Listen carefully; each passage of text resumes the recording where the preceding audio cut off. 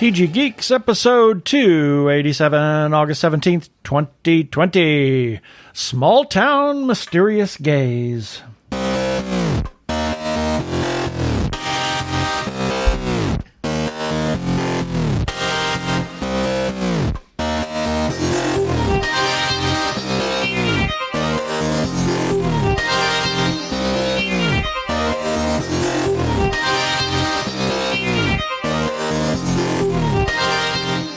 Hello and welcome to another webcast from tggeeks.com, where Ben and Keith, the two gay geeks, talk about all aspects of geekdom and nerdery, sci-fi, comics, film, horror genre. You name it, we talk about it. I'm Keith Lane. We're coming to you from TG Squared Studios in lovely Phoenix, Arizona. And it's hotter than hell still. Well, and I'm Ben Raggington, coming to you from one of Dante's circles of hell. Oh my God! Here in Phoenix, it's Arizona. 117 I know. Yesterday. It was. It set a new record, and this is the hottest summer Phoenix has had, I think, in recorded history, with consecutive days of over 110 degrees. Yep, and in fact, as we record this, it's 113 out. Oh, of course it is. So let's get on with this show. Prepare for hyperdrive. Meanwhile, in the Hall of Episodes, the two gay geeks are discussing this. Well, we have an author that we are going to interview today, Gregory Ashe, who is the author of a book that was just released on Saturday. Mm-hmm. And he's going to tell us about that book and how he got into writing. We're going to have our birthday shout-outs. There's some interesting birthdays I can't wait to see this week. I can't wait to see what you've come up with. Yes, and featured podcast of the week, and quite a bit of feedback, it looks like, that you put in there. A fair amount. And our shout-outs. In our second segment, we're going to talk about things that we have coming up in future episodes, and then a weekly recap and our regular shout-outs that we do. So let's get on talking to Greg.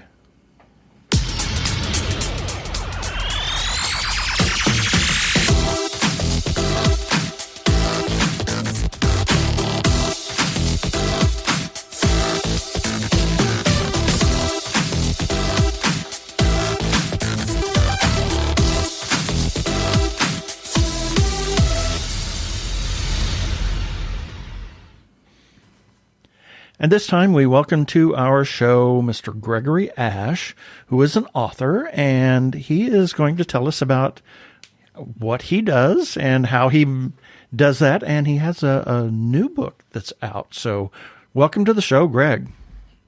Thank you for having me. Yeah.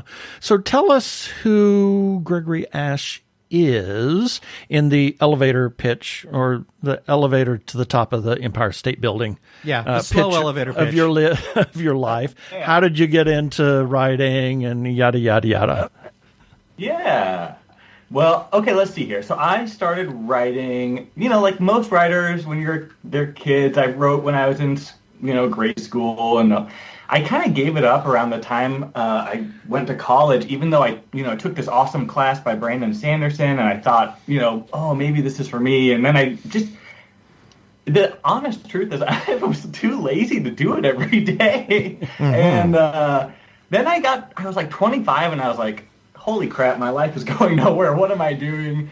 And so one of the things I decided to do was write every day. So I have been writing every day for 13 years. And that turns out when you do that, like incrementally, even if it's only a tiny bit, you get better. Yeah. And after 15 years, you have something that you can publish. That's right. Eventually you get something you can publish. So yeah, that's it. Cool. And so you, that just the math doesn't make sense. You said that until you were 25, you didn't do anything, and then for 15 years you wrote, but I thought you were like only 25, 26 at this point. Oh, sorry. So 13 years. I'm 38. Yeah. It's, Child. Child. Yeah. I made the mistake on Facebook of saying something about how I didn't understand technology because I was too old.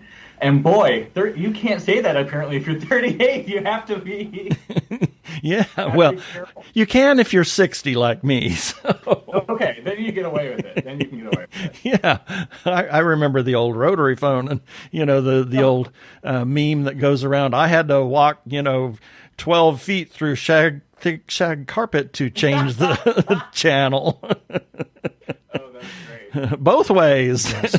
Both ways, uphill, both ways. Yeah, so...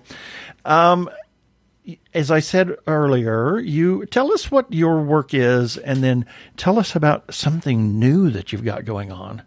But tell us what kind of work and where, what can we expect from your writing, and why should people read your books and all that kind of neat stuff.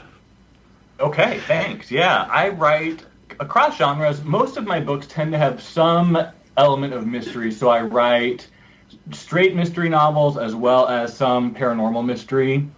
And right now, I think all of the books that I have out feature gay male protagonists. And so I'm just really interested in a kind of a variety of issues affecting the LGBT, or related to, I shouldn't say affecting, related to or tied up with LGBT identity. And so, one of these series is kind of about, it's about like a private detective agency that caters to the LGBT community and kind of looks at cases that might be either unique to members of that community or particular to them. Right. Things I would say that's kind of a good encapsulation of my work, but, each series kind of has a different flavor. Like the one that I had come out today is called Ember Boys, and it's the first in a paranormal mystery series that has characters with like psychic abilities, I guess I would say, and kind of investigating. I guess the big picture would be like mental health practices. Okay. Taken to a very scary extreme, and then I have a series coming out that I'm starting. The first book is coming out in September that is about kind of existentialism and religion, and how that might be tied up with LGBT identity. So that book is called The Same Breath. Cool. So just for our listeners, we're recording this today, August the 15th. So when you listen to this, that's what he was referring to as today that the book was released. So thank you. Sorry. Yes, thank you. And I do have a question. So tell us about the straight mysteries that you were talking about. So let's see here. So I have. Or do those have gay characters? That's kind of where I'm going. Yeah, I see what you're doing there. I was being funny. Yes. So I have probably my best known one is the Hazard and Somerset books. And I have, there are 11 of those right now. Wow. And then I have the Borealis investigations. Borealis is the one I was referring to earlier with the kind of LGBT detective agency. And the Hazard and Somerset books are small town police, where the protagonists happen to be gay. Aha. That's interesting. So it's not a quote unquote straight mystery. It's a traditional mystery with gay characters. Sorry about that. I have to be a smart aleck, I would have said another word, but then I have to bleep myself. So now you've got these really broad spectrum of genres. He's looked you up on Amazon. Yes, I'm looking at your work on Amazon right now, and yes, I see Ember Boys right there. I'm going to be getting my hands on that. Are these genres that you're that you are specifically a fan of? Is because you're sort of all over the board, which is great because that appeals to a wider audience. What motivated you to tackle these different kinds of genres? Well, that was such a polite way of describing it. First of all, so thank you. It is certainly reflective of the fact that I like to read pretty widely, and I'm a big believer that you should write what you enjoy to read because, I just, like, I'm only going to be alive so long, and why would I spend my time writing a book that I wouldn't want to read myself? Which sounds like a dumb thing to say, but there are a surprising number of people who do it. Like they think that it's the hot thing or that'll get them noticed. And so anyway, I also think it's kind of representative of my trajectory and kind of the way I've tried to develop myself as a writer, which is by trying new things. So like I've really tried to explore different genres as a writer as well as a reader, and as I've done that, I've tried to change point of view, length of the text, like what does the voice sound like who maybe was my authorial inspiration for like what I'm working on there, which is a nice way of saying like who am I, riffing off. And so, so I think one of the dilemmas there is that some readers want you to produce the same thing over and over again. So I don't always see my audience follow me from series to series because they are different. But, that's a decision I made, and I would rather enjoy what I'm writing than focus exclusively on churning out the same thing over and over again. Well, I think. There's nothing wrong with that. I mean, because Keith and I, we're in the business of podcasting, and I've always said, if you're going to do a podcast, make sure that it's the kind of podcast you would want to listen to. Exactly. Because now you're being genuine. Now you're being authentic. Yeah. As opposed to being disingenuous by trying to, you're trying to pigeonhole yourself into something that is just not your milieu, shall we say, or something that you just don't get. And if you write in that particular manner, you'll lose people, especially anybody that does follow you as an author. And all of a sudden they come across this one thing, you wrote this because you thought that's what people wanted, despite the fact that that's not what you wanted to do. And this is crap, then throw it away. Well, my husband is a musician, and he kind of lives by the axiom that somebody told him once. Oh, yes. And that is, there's only two ways to, and in case since you're a writer, I'll use authoring. There's only two ways to write something: your way and the wrong way. Oh, that's a great quote. Yeah. And so what kind of music do you do? How do you apply that? Like, what do you... if it's an instrument, he can play it. Well, but in my case, though, because I'm primarily a vocalist and a guitarist, so and I've actually had to butt heads with people, when I was in bands in the past, and that is my guitar approach when I am doing electric work is I really want to be very English. I'm a big fan of British progressive rock. I mean, I'm an insane fan for that stuff. So, and with a very strong classical foundation. That has always been my approach. And I've butted heads with other musicians in the past in bands. He said, I don't get what you're doing. Well, okay, fine, you don't get what I'm doing, but I'm not going to stop what I'm doing because this is who I am.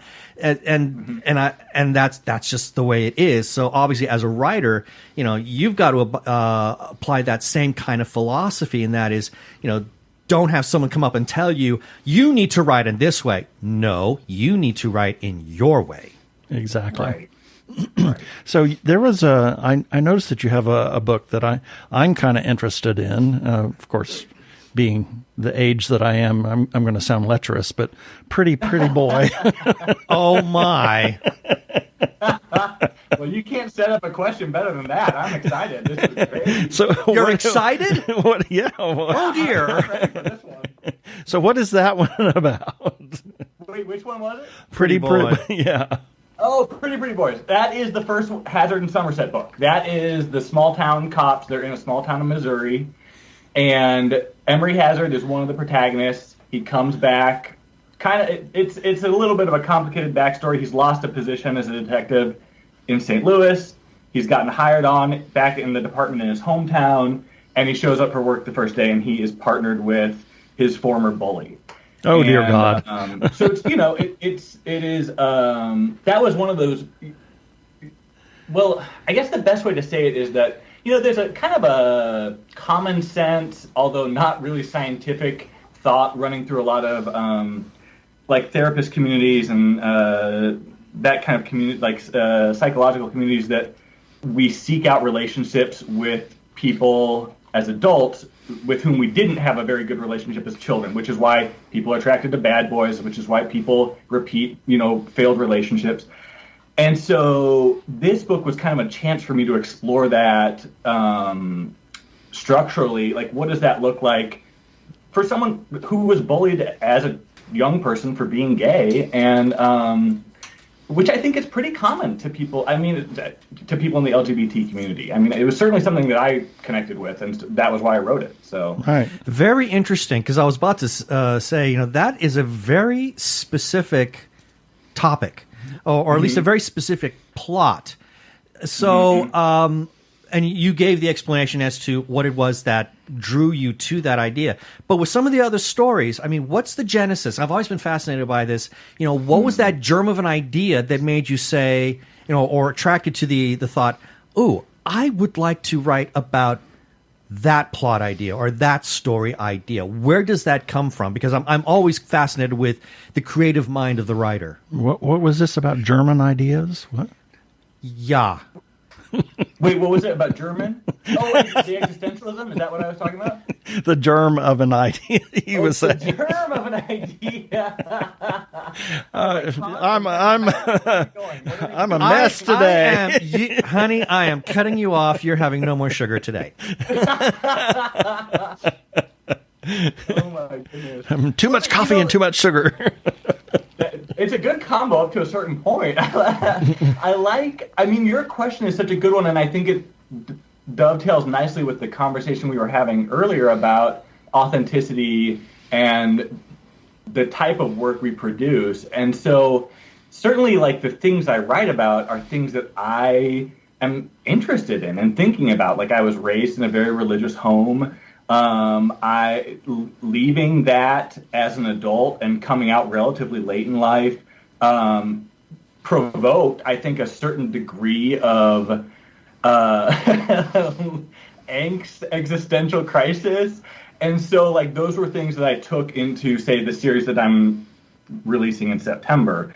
With the Borealis books, like, one of the things that I find offensive, but also, I don't know, hard to combat, is a perception among my straight friends that every gay man is trying to have sex with every other gay man. Oh, Lord. And so the Borealis books is about a pair of best friends who are both gay and what that relationship might look like without sex involved in it. Although I couldn't help it. It did kind of evolve. So maybe they were onto something. I don't know. Okay, well, that now forms my next question. And this is one that I ask of every single writer. Here's the infamous question. The infamous question. Okay. And it's interesting because this was just posed in an article on Facebook, so I find it fascinating. What POV do you write in first? It depends. Sometimes first and sometimes third limited. Okay, so especially when you're writing in first, do you find that the characters start to come to life in your head? Because there are some writers that we've spoken to, and Katie Edwards is one of them. We've got another author friend of ours, Jeannie Koch. This happens to her a lot. These characters, as she starts to work with them, even very early on in the process, in early books, the characters all of a sudden start speaking to her. They come alive, and each character has a unique voice to the point where, and Joe Michael Straczynski of Babylon 5 has said the same thing, that it got to the point, if he's doing a dialogue between two characters, that he started taking dictation because he could literally hear the two characters argue with each other, and he didn't even have to think about it. It was just literally, and this goes back to the whole pantsing versus plotting thing. But he was literally taking dictation out of his head. But that was mostly Jakar and Londo. It was Jakar and Londo. Yes, it was. It was Jakar and Londo, absolutely. So when it comes to you, because I know that Katie Edwards has said, many times he'd be in a grocery store and Brand starts screaming when the line is too long. So when... and I'd love for that to be written down because I really want to read it. But in your case, because you mentioned evolution, so do the characters at some point literally start speaking to you and maybe nudge you in different directions that you had not anticipated before? Yeah, absolutely. I mean, I think for me, like, I'm very hesitant. Well, I mean, not hesitant. I just won't start a book until I have a pretty good sense of what that characters sound like, at least the main characters.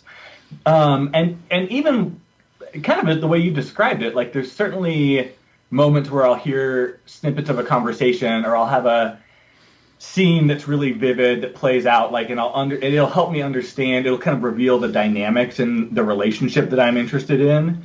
So absolutely. And then I think as I write, that becomes kind of I guess that continues, I would say, because I continue to learn more about the characters even as I'm working through the book. Mm-hmm. So yeah, I think that is a pretty important part of the process for me. It's not. I wish I could control it. I wish I could just write down dictation all the time. Mm-hmm. But yeah, that is certainly something that I try to generate by posing scenarios for these characters, or I'll try to think of a conversation topic and how they might each react to it. Certainly, yeah. So you do bargain with the characters when they go off track. Yes, absolutely. That's actually a really good point, because our friend Jeannie, she was working on one particular novel. It's a huge series of books, and she'd hit a roadblock. And she just could not get, because she had decided that she had plotted, this is where this is going to go. And then she just kept hitting this roadblock. She could not get past it. And then she realized that her character wanted to do something entirely different. So she jettisoned a whole bunch of writing, like 2 or 3 chapters that led up to this point, and backed up to that fork in the road, shall we say, where the character wanted to go left as opposed to Jeannie wanting to go right. And then all of a sudden she was able to complete the book. So has that ever happened to you? I mean, you've come to this point where this is where I want my story to go, and then all of a sudden your character's going like, no, I don't think so. Yeah. Yes. And I won't. Yes. I don't want to say what the specific example was, because I wrote a whole novel, and it turned out that I had to change the murderer. So yes, that is. Oh dear! Wow, that's we're gonna have to revisit that chapter. That's a good one. Okay, let's see, chapter 1, 4, 7, and 12. It was extensive. That was, but I think that her experience that you shared, and in general, writer's block does tend to be a symptom of something not being correct in the story, whether it's a character's motivation or the sequence of events or something like that. So to me, that sounds very familiar. Absolutely. Yeah. Well, this has been fantastic. I mean, obviously, we're going to have you back on the show again, because you, sir, are a delight. And you've got some really... You're a delight. And you get my jokes. And you get my husband's jokes. That's the best part. So you're not just fun to talk to, you also serve as a great audience for my stand-up comic husband. Or sit-down comic. Sit-down comic husband, yes, because we're just too frickin' old to stand up these days. But anyway, if anybody wants to learn more about you and your books, first, where can they find your work? Okay, so my books are at every ebook retailer pretty much, so you can find them Amazon, Barnes & Noble, Kobo, Smashwords, all over. And then you can find me on Facebook at Gregory Ash, or my website, gregoryash.com. There's a Contact Me section, and I think those are probably the best places to start. Absolutely. Are there multiple Gregory Ashes on Facebook? You know what? I've gotten messages from Gregory Ashes before. And they want to know if I have Irish ancestry. I don't know if I do, so I don't know what to tell them. Time to check your genealogy. Yes, exactly. And then write a book on it. There we go. Right. Well, this has really been a lot of fun. Thank you so much for being on our show. Oh, it's a delight. Thank you both. Hi, this is Chuck Tomasi from the Technorama Podcast and author of Podcasting for Dummies, and you're listening to the Two Gay Geeks. That was really it was not just fascinating, it was fun. Oh, a lot of fun. we actually, when we recorded his interview, we had several others that we were doing all at the same time, as well as something else, and we spent 3 hours on Skype. 3 hours today. On Skype, but man, what a joy! It was great. It was so much fun. We were talking to had such a great time, and you were tickled pink because he laughed at your jokes. Exactly, my old tired jokes. And here's a few selected birthdays for August the 17th, 2020 through August the 23rd, 2020. August 17th, Julian Fellows, writer of Gosford Park and Downton Abbey. Yes. He was actually born in Cairo. It's Okay. an amazing little thing. And he based Maggie Smith's character in Gosford Park on his great aunt. Not surprised. Yeah. Then we have Gene Kranz, an engineer. He was the second chief flight director for NASA. Aha. He was flight director for the Gemini and Apollo missions, and actually Apollo, 11 and 13. I was saying, because So- the name sounded familiar. Yeah. Because I remember hearing that He name. was played by Ed Harris. Ed Harris, that's right. Yep. In the in movie. Apollo 13. And he was known for his flat top and his dapper vests that his wife created virtually for each mission. Each mission, right. So, and quite an interesting character. Then we have Samuel Goldwyn, producer. Apparently, he had quite the temper and was very I've heard that. cantankerous. Yeah, I've read a lot of stories from actors and actresses from years past that said that he was just unpleasant to be around. Yeah, but he turned out some incredible things. Actually, he got into film by convincing Cecil B. DeMille to make movies. Mm-hmm. And it was that partnership that actually became the nucleus for Paramount Studios. And then Goldwyn's company Legacy was Leo the Lion. Right. That was adopted by MGM. And the interesting thing is that it's Metro-Goldwyn-Mayer. Right. But he was pushed out before the merger ever was finalized. Oh, I didn't know that. Oh, yeah. So, and then, but he still But they kept the name. Exactly. Still produced movies on his own for many, many years. Huh. And had several big name artists that were in his studio, and he would lend them out for fees. So, very so interesting. he was pimping. Well, he became an agent of sorts, if you will. And the company still survives today as Samuel Goldwyn Films, and we've gotten several press releases. Yes, we have. From them throughout the last couple of years. And then we have a former coworker of mine who lives in Salt Lake City right now, Shar Kerrigan. Happy birthday, Shar. August the 18th, Antonio Salieri.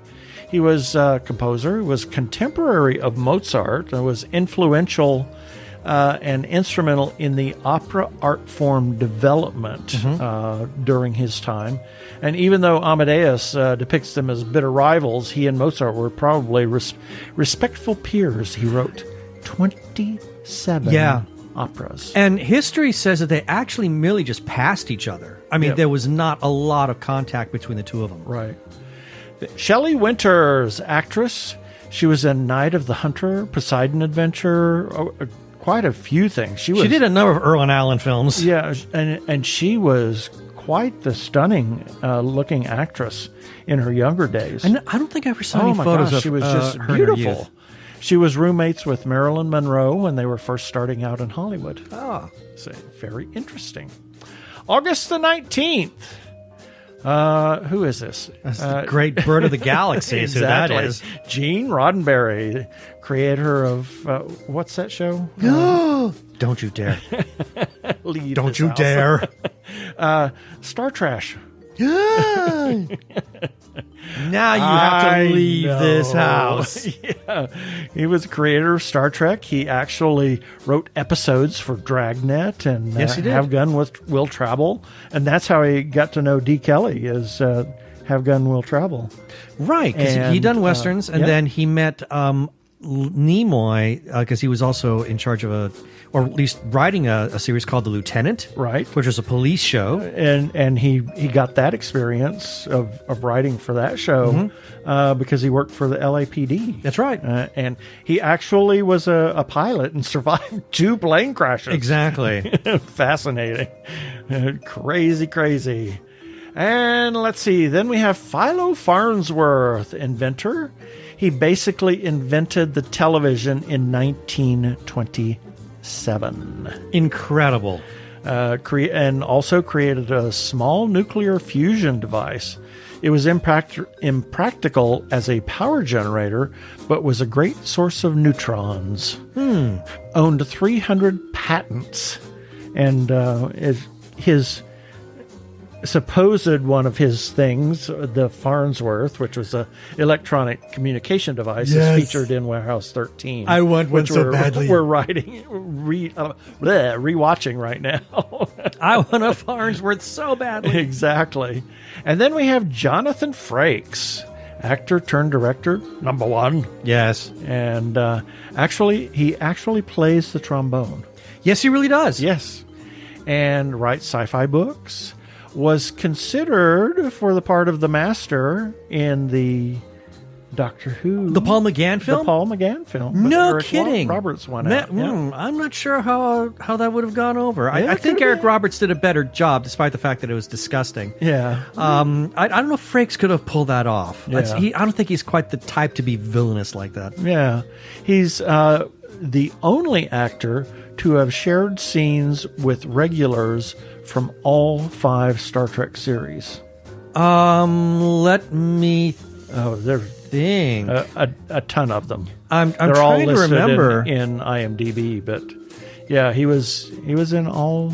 I don't remember him. The sharing... final episode in Enterprise. Well, yeah, I know that, but I'm trying to think of if he shared anything in the original series with anybody.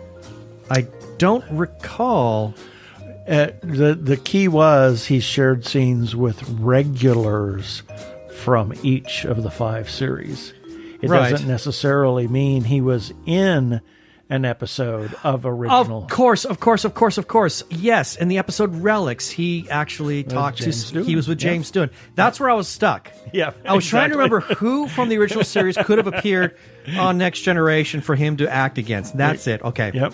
And then we have a Facebook friend, Dragon Sotalo, and author David R. Slayton. Oh, yes. We have another awesome author. We got an interview coming up with him here in several weeks. Oh, what a great interview, too. Oh, wow. That was a great conversation. And the in-between, before we recorded and after we recorded, oh my gosh, all the stories.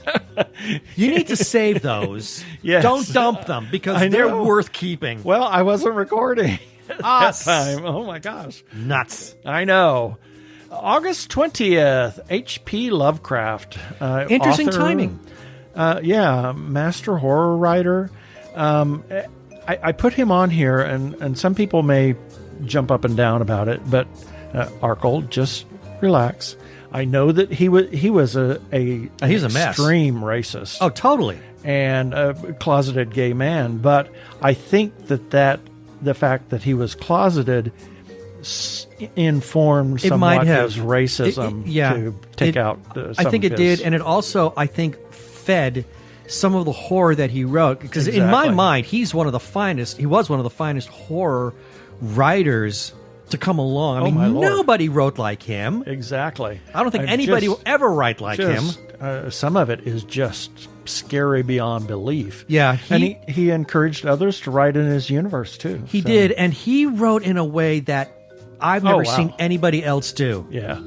And he was terrified of doctors, which led to his death of cancer a month after diagnosis. So he wouldn't go to the doctor. And I think that also informed some of the things that he wrote. Yep, exactly. And a lot of his stuff was nightmares that he had as well. Mm-hmm. So he lived a very tortured life. He was a very tortured man, but what a legacy. Yep. Then we have John Noble. John Noble? Yes, that John Noble. Actor, Lord of the Rings, Fringe, and several others.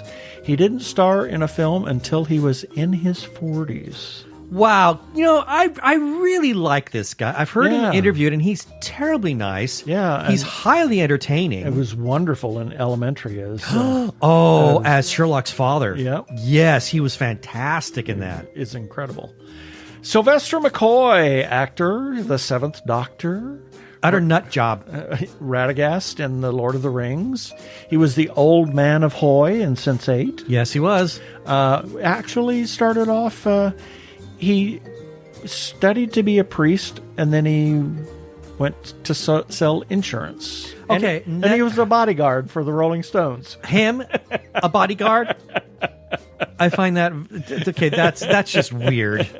Exactly. And then we have Facebook friend Christian Basil.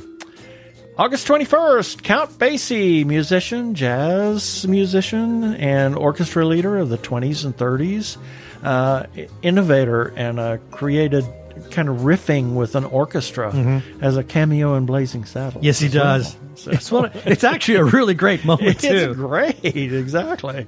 And then we have Lily Boulanger, French composer in the early 20th century, died very young at the age of 24.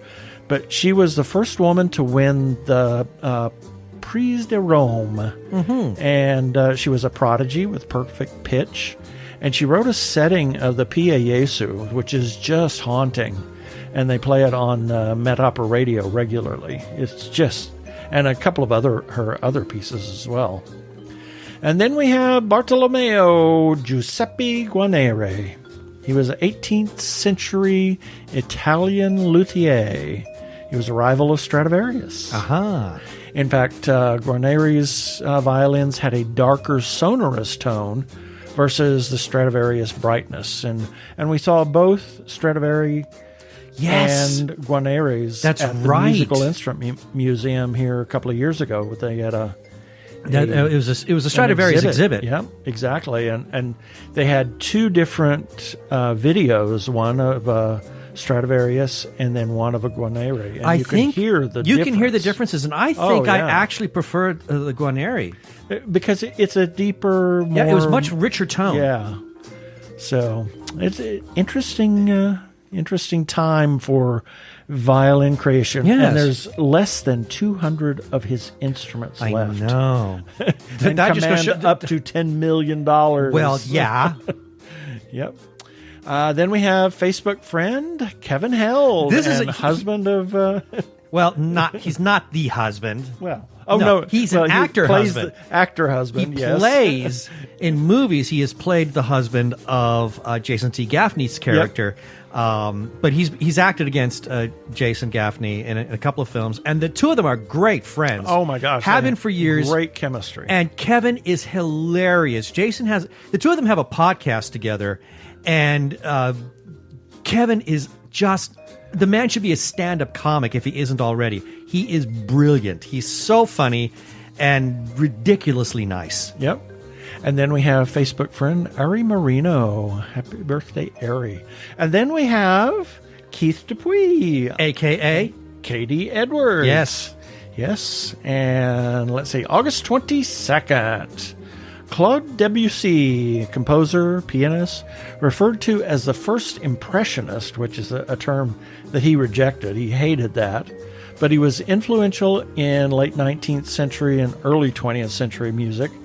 His chord structure has a certain etherealness to it, and I always want to say it's suspended, sounds suspended chords, but that's not right. It's just real open, and just... you don't quite get that sense of resolution? Is that what you're saying? Yeah, but it's interesting. So then we have Ray Bradbury, author. I think that he should be part of the Holy Quartet. Oh, he is. He really is. I mean, I know that everybody refers to Clark. Yeah, I know that everybody thinks of them as the Holy Trinity, but Ray really is. I mean, it should be a quartet. Yep. And Ray should be a part of that because the Martian Chronicles it's a seminal piece of work. Yep. I mean, he was a bit of a whack job. Yeah. I think, well, aren't they all? Well, I think you have to be in a way. A lot of people like to refer to him as Crazy Uncle Ray, but you can't argue what he wrote. I mean, the man was amazing. Yep. Fahrenheit 451. Oh, amazing stories. Fahrenheit 451 is an incredible book. Yep. And Neil Halford, a friend of ours, always talks about meeting Ray and the advice he gave him in his writing. And then we have Dorothy Parker. Wow, what do you say about Dorothy Parker? wisecracking satirist. She wrote for The New Yorker. She was actually a screenwriter. She is my spirit animal. You see her memes pop up on Facebook every once in a while. And she just a rather colorful and interesting life. Her ashes went unclaimed for 17 years. They were in the filing cabinet of her lawyer. Okay. Yes. And one of her favorites is, "Don't look at me in that tone of voice." She said, "This wasn't plain terrible.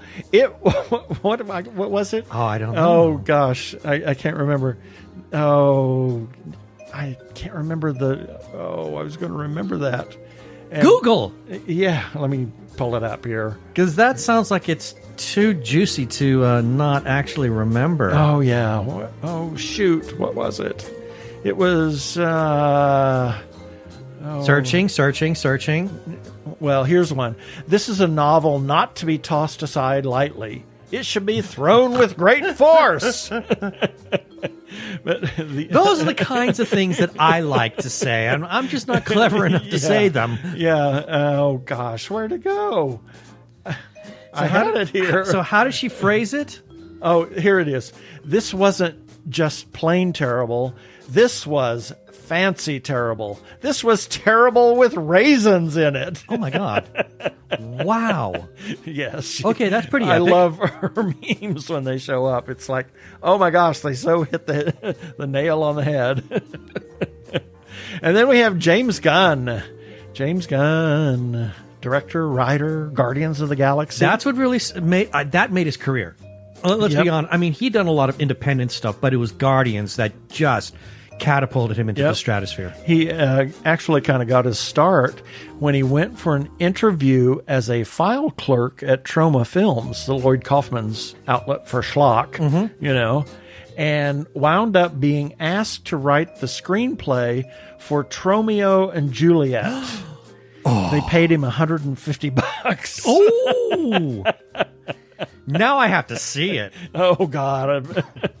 August 23rd, Barbara Eden, actress, I Dream of Jeannie, Voyage to the Bottom of the Sea, Dallas. Mm-hmm. She was born in Tucson. Oh, I didn't know that. Yeah, and was married to Michael Ansaro for 16 years. Mm-hmm. Gene Kelly, actor, dancer. Oh, my gosh, brilliant. What do you say about him? Yeah. He acted as well as directed Singing in the Rain, which is probably one of the finest musicals ever produced. Oh, my gosh. And the dancing between... But him and Donald O'Connor is just magic. And Debbie Reynolds. Yeah. Oh, my gosh. Good Morning is just brilliant. And Moses Supposes. Moses Supposes is my personal favorite. Make them laugh. Well, oh my gosh. I don't know if he had so much... Well, if we're just talking about the musical itself. And I understand Gene was just torturous in his choreography. Mm-hmm. Because he choreographed all of those dance moves. Yeah. Well, actually, the number Good Morning was the very first scene that they did. Yes. And Debbie Reynolds was it's bloodied her feet when it was brand new, over. and the shoes bloodied her feet because they did it so many times. And then we have Trixie Mattel, drag queen, winner of third season RuPaul's Drag Race All-Stars. She's a singer and songwriter, too. No kidding. And then we have our favorite travel consultant. Our fairy godmother. Teresa Corey. Happy birthday, Teresa. And that's it for the birthdays this time.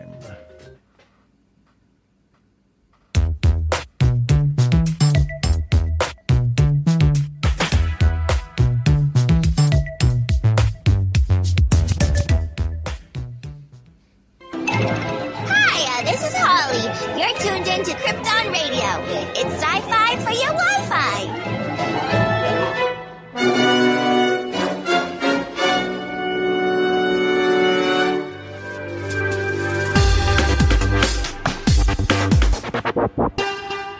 Go give a listen over at KryptonRadio.com to our friends over there. Gene Turnbow is the station manager. They are 24-hour geeky internet radio station. You can hear us on Tuesdays at 3 a.m. and 3 p.m. Pacific time. And they have a lot of other really great shows that they do. They do some live shows, and they've got all kinds of interesting things, some filk and all kinds of other musical interesting things. Go give a listen to them.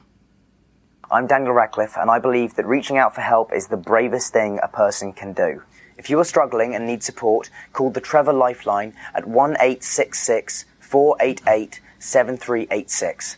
It's free and confidential, and trained counselors are there to listen 24/7 without judgment.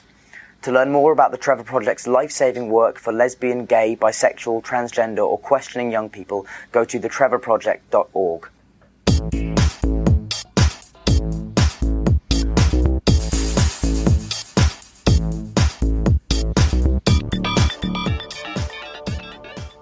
Well, this is our feedback time, and each of these items that I will be referring to will be featured in the show notes for this episode 287 at tggeeks.com. Starting off with, regarding Arizona Opera to produce reimagined 2020-21 season starting in October. This is a press release that we ran about what Arizona Opera is going to have to do for next season.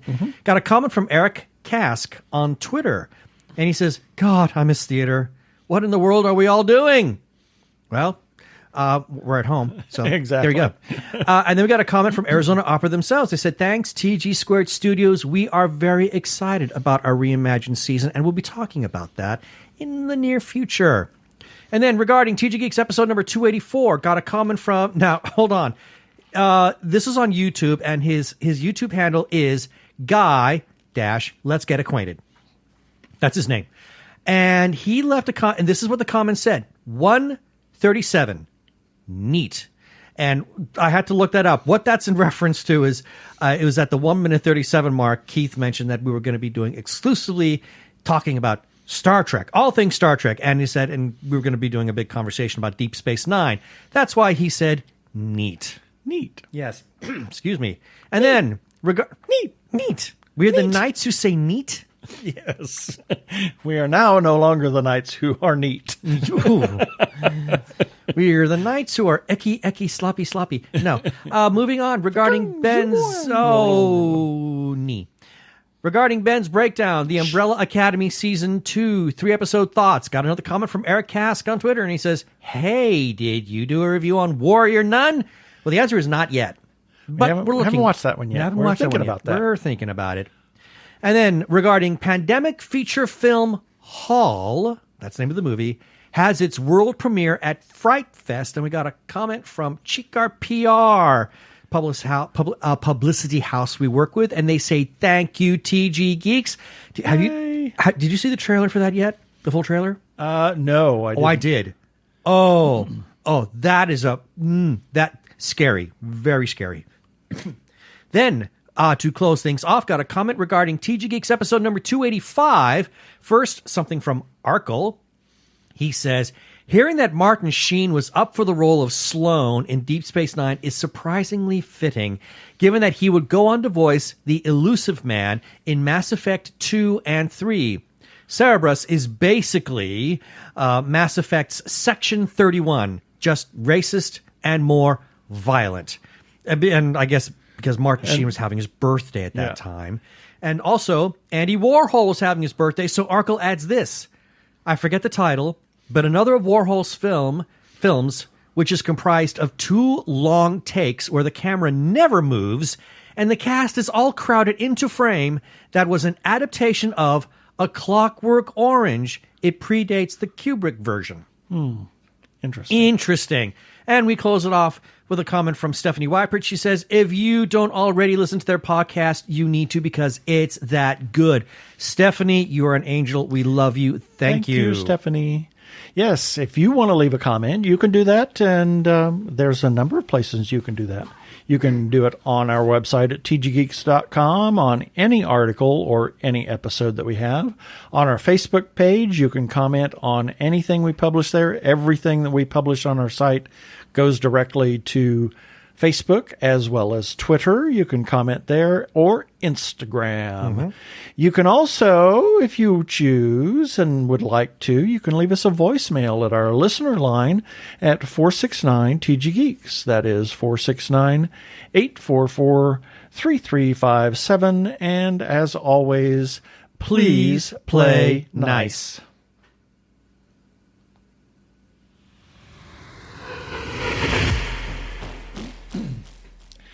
As everybody knows, we are huge supporters of independent creators, whether it's filmmakers, comic book artists, writers, or others. In this time of the year when the whole con scene or convention scene has evaporated, there's a lot of independent creators that are, I won't say out of work, but they can't supplement their regular jobs by going to conventions and selling their stuff. But if you want to, look them up. Look them up on Twitter, look them up on Etsy, look them up on Facebook or their own websites. Take a look at the stuff that they have to offer. Consider buying something from them. Talk about them to other people. Talk to them. Find out what they're doing, what they have coming up. In other words, support independent creators. Joshua Tree Feeding Program, 501c3 nonprofit food pantry for the HIV and AIDS community for Maricopa and Pinal counties.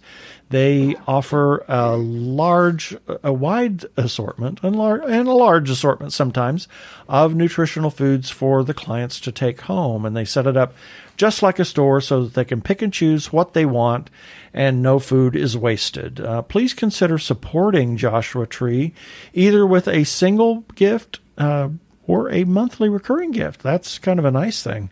You can do that at jtfp.org.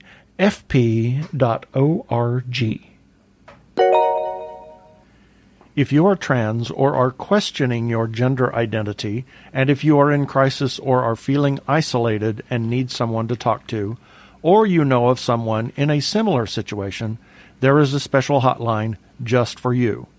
The hotline is provided by translifeline.org and staffed by trained counselors who are transgender themselves.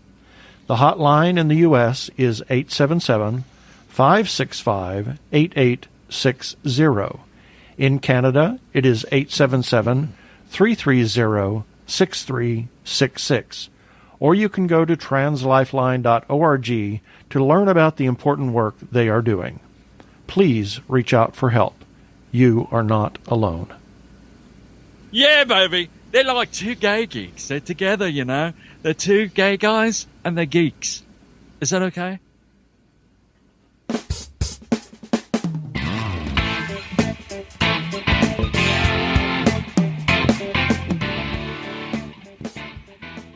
So what do we have coming up in the future? That's what we're going to talk about here. Some things that we have coming up in the future. We're going to be talking to Joe Spector of Arizona Opera. He's the CEO and general director of Arizona Opera. He's going to tell us more about the reimagined season for this next year. And I'm really excited to hear what they have planned. Yeah, they're not remaining. They're not remaining idle. They don't want to just lose this entire season. So they're taking a completely unique approach, and in order to remain productive, especially with the content that they were going to be putting on. So I'm very curious as to what he has to say. Exactly, and we've got an interview with David R Slayton, who we talked about, who had his birthday this week. And in that, we had, as well as we have a writer's roundtable that David and Gregory that we just talked to and Katie Edwards were all a part of. And it was kind of a writer's roundtable of pantsing versus plotting. Yeah, it's sort of an approach. How do you, how do they write? Exactly. It was very interesting. Fascinating. And then we are going to talk to Katie Edwards about what he has in the pipeline about his next book. and some very interesting other stuff. Interesting information. Lots of interesting stuff. But anytime you have Katie Edwards on, it's going to be interesting. Exactly. And then later on, I think it is Labor Day weekend or Monday just after Labor Day? Yes, or Labor Day, on Labor Day. Duh. We've got a talk with Jack Mangan about a project that he has coming up. So stay tuned. We got lots of stuff in the pipeline.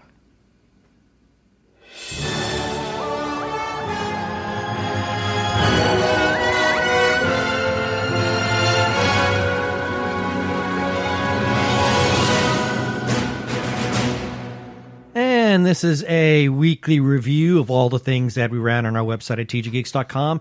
And the links for each of these articles will be a part of the show notes at tggeeks.com for episode 287, starting with Sunday, August 9th, Nerdy Chupacabras number 8. I'm really digging these things. These so two characters cool. are just so adorable. All from the warped mind of Tommy Cannon. And then on Monday, August 10th, TG Geeks episode number 286. On Tuesday the 11th, Ben's Gay Breakdown. Beware the Fall of Hyperion. And yes, people, beware this movie. I really, it's a warning. And then on Wednesday, August 12th, Gather, a documentary film by Sanjay Raul, comes to iTunes and Amazon on September 8th.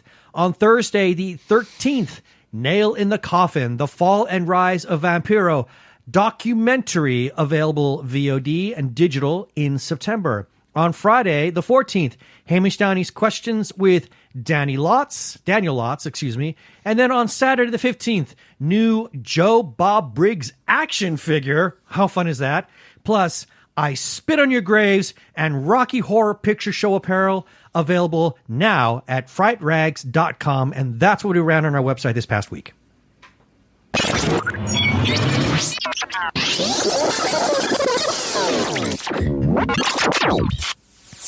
Have to give some shout outs to a couple of people and organizations for giving us some special shout outs. First to the Arkle Times Post-Dispatch News is put up by the Human Arkle. You heard some feedback from him a little bit earlier. His name is Brian Weber.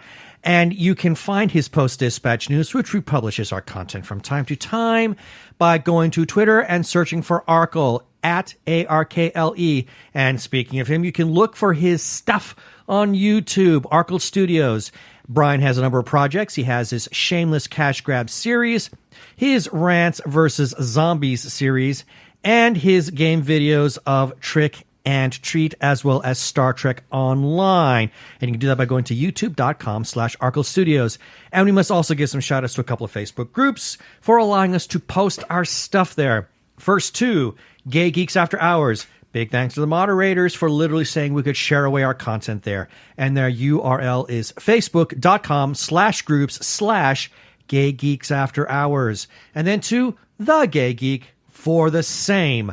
Their URL is facebook.com/groups/The Gay Geek. And those are all one word.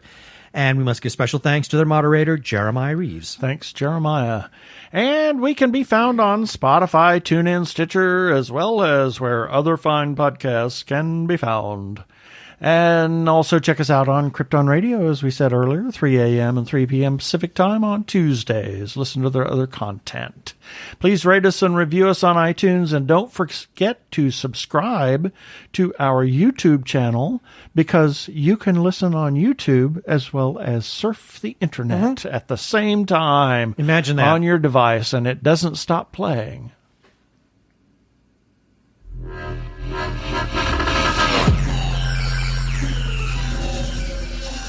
Okay, that should do it for this episode of TG Geeks Webcast. Be sure to check out the article for this episode. We'll have several links on the page. And remember, you can comment on our Facebook page or our website, tggeeks.com, or you can leave us a voicemail at 469-TG-GEEKS. That is 469-844-3357. From TG Squared Studios, I'm Keith Lane. Thanks for listening. Please be kind to yourself and those around you. Stay home and stay safe. Peace. Cheers.